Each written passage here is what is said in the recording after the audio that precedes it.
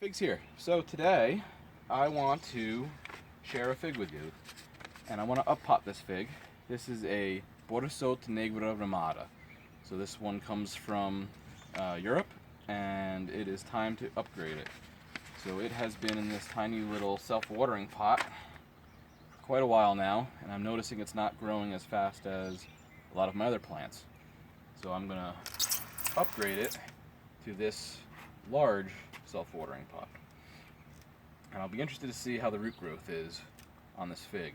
If you get in close here, you can see it's got 1, 2, 3 little figs starting to grow on it.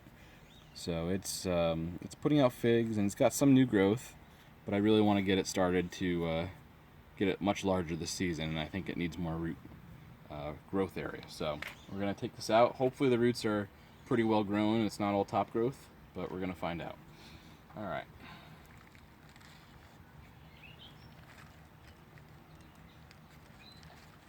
So the problem with these self-watering pots is the roots have a tendency, you can see it's not coming out. And it's usually because the roots have a tendency to grow down into this water reservoir. Oh, and you can see there's the roots growing. So these guys are just hanging out in the water, sucking it up. And that's one nice thing about these self-watering pots is the figs get as much water as they need, and it tends to really set the growth off on them.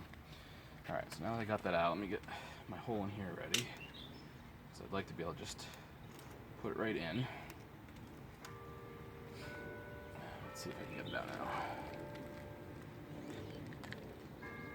now. Alright, so it's got some decent root growth. Definitely doesn't look like it was completely restricted, so it could have been anything from too much water to, you can see the roots are pretty wet, so I wonder if that root mass had clogged the drains on that sip. But you can see it's starting to circle, so it's not a bad time to up pot it here. So I'm just going to pop it right into here and backfill around it. Important to press down a little bit here because you want real good contact between the old root mass and the new root mass. And then what I'll do is I'll actually backfill this a little bit with some wood chips to keep it moist so the top doesn't dry out as fast. Alright, go ahead and pause it, Teresa.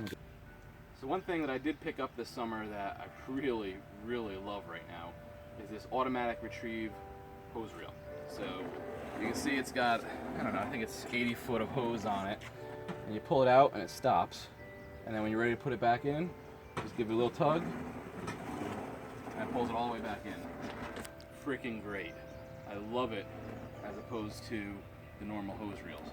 And it swivels 180 degrees on the post, so great buy.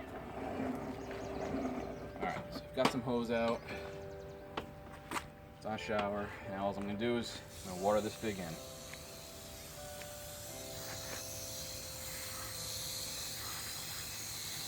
Probably use a little more soil. You can see I didn't have quite enough in here, so I'll probably add a little more soil and then some wood chips on top. But for now I want to get this nice and watered in.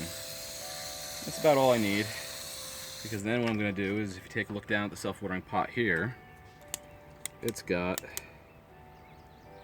this hole that you can add the water to. So let's see if I can figure out a good... Alright, so I water on the top just to get everything wet, and it starts that soaking action to pull the water up from the bottom. You have to get the top wet. You can't just water from the bottom. You want to get the whole medium moist and then fill the bottom up. Now I'll get the process started. A lot of these pots I'll drip irrigate right into the hole. Some of them I'll drip irrigate from the top. I really haven't seen much of a difference. The only thing I would say is that when you irrigate from the bottom, all that water gets sucked up by the plant. When you water from the top, a lot of it evaporates with the sun and the heat. So, I mean, I personally prefer to water from the hole, but I'll often do whatever is the most convenient. Alright, so that's filled up.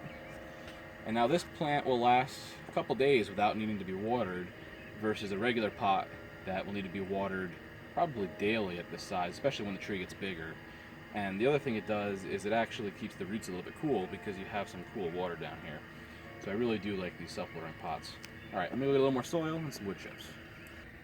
Alright, so I've got the wood chips on. I'm just going to give it a little bit more water here, just to soak everything. Don't be afraid, once you have that good root growth, don't be afraid to get them pretty wet, especially if you've got a well-draining mix. Alright, that's good. Now I'm going to move this guy into the greenhouse, let it grow nice and tall. I'll probably leave these figs on. I'll monitor it. If this new growth stops, I'll pull off the figs, because what'll happen is it'll divert too much energy to the figs and it'll stop growing. And I actually want this plant to grow large. I'm not worried about getting figs this year, maybe one, just because, you know, it's nice. But my main goal of this plant this year is to grow it big. And the more figs it puts on, the more energy it's putting to the figs, less energy it's putting into the growth of the plant. So we want to control that. Alright, I'm PA Figs. This is Bordissot Negra Rimada.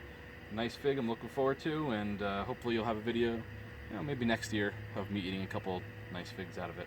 Alright, have a good night.